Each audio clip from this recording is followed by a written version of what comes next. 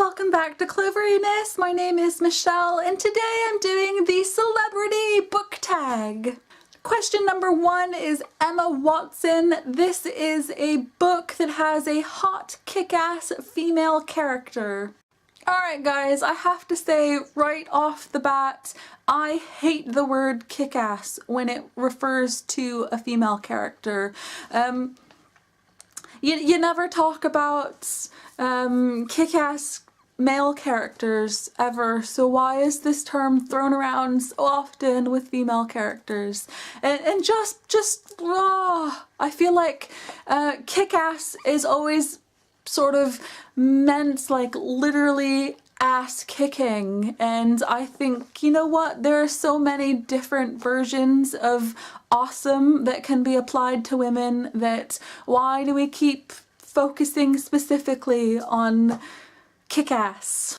For this question, I'm going to go with Piper from 5 Flavors of Dumb by Anthony John. It's a story about this teenage girl called Piper who ends up on sort of a dare managing this local high school band. The thing that kind of holds her back a bit, but not actually, is the fact that Piper is deaf. There's also some great friendships between her and the members of this band. There's a great sort of family storyline as well as a very small but very cute romantic relationship. I love it, and I think Piper is definitely my version of kick-ass. Question 2 is Ryan Gosling. Name a book with the hottest male character.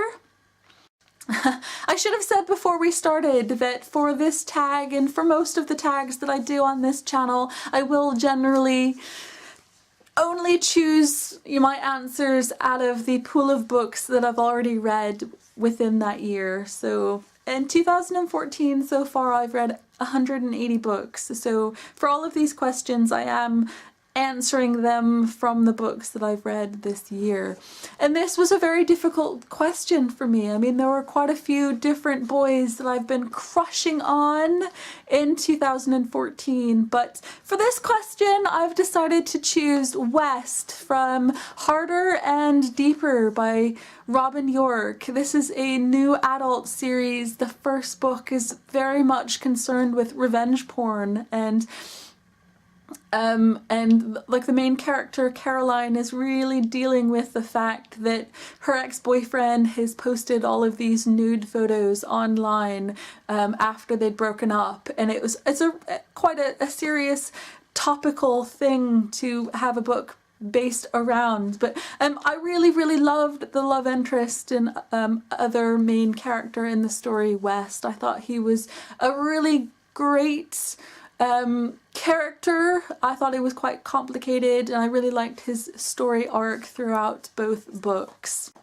Question number 3 is Angelina Jolie and Brad Pitt. Name a book with your favorite fictional couple.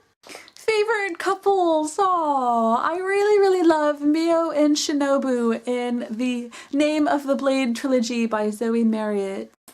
I think the second book, Darkness Hidden, more so than The Name of the Blade, though both are amazing. I just felt like it came across just that little bit more in the second book in the series, and I can't wait to see how things turn out in the third book, Frail Mortal Heart, coming out next summer.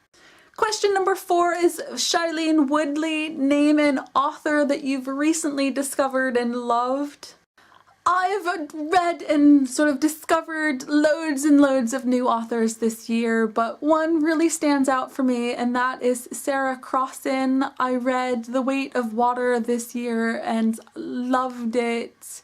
It made me feel like picking up poetry to read and other verse novels. I thought it was amazing. And then I read Apple and Rain, and it was just such a beautiful, heartbreaking book. Again, about the power and beauty of poetry. Both of the books were just so incredible that I'm very much looking forward to reading Sarah Crossan's previous books as well as anything she writes in the future. Question number 5 is Josh Hutcherson, and this is for your favorite short book or novella. But I have to say my favorite short stories and novellas this year is The Vestigial Tales by Laura Lamb, especially The Tarot Reader and The Card Sharp. And they're all basically set in the same world as pantomime and shadow play, but they sort of dig a little bit deeper into previous events and characters that show up in these books, but they just give like a fuller, more detailed backstory. Question number 6 is Dwayne Johnson. This is for your favorite big book with over 500 pages. I'm so excited that this year I finally got around to reading The Diviners by Libba Bray, which I believe is over 600 pages. And I was really surprised it only took me like 3 days to read it because it was so very good. How amazing is this book, and how amazing is just Libba Bray in general, right? Question number 7 is Leonardo DiCaprio. This is for a series with the most upsetting death. Now, I found this question really difficult to answer, but seeing as how there's no spoilers, I can't tell you his name, but there's a series of books by Joël Charbonneau, The Testing, Independence Day, and then the third book is Graduation Day. And the reason that I haven't read Graduation Day as yet is because there is a death in Independence Study. One of the members of my ship died, and it changed everything about how I felt about this trilogy, so what a shame.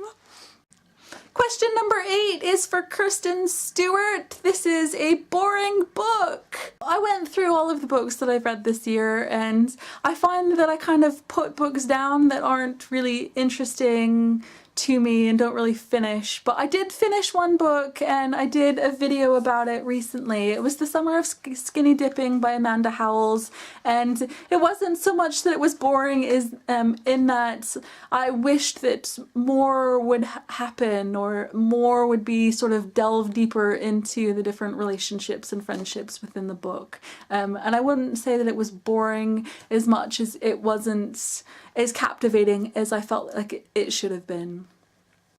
Question number 9 is for Ian Somerhalder and his cat, and this is for the cutest book on your shelf. It's quite a difficult one. I think if I had to choose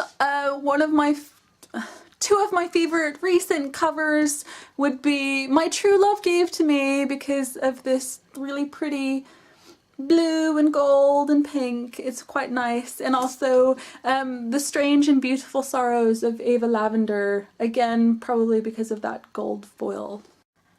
And finally we have question number 10, Jennifer Lawrence, and this is for a perfect book or series. I absolutely loved The Last Leaves Falling by Sarah Benwell. It's not being published until the end of January 2015, but honestly, when it does, you need to get a copy of it. It is so beautifully written. It's sad, but in a very hopeful way. It's the story about 3 Japanese teenagers, and honestly, perfect. I really did want to tag some people today, but I can see that my battery is flashing. This is about to cut off.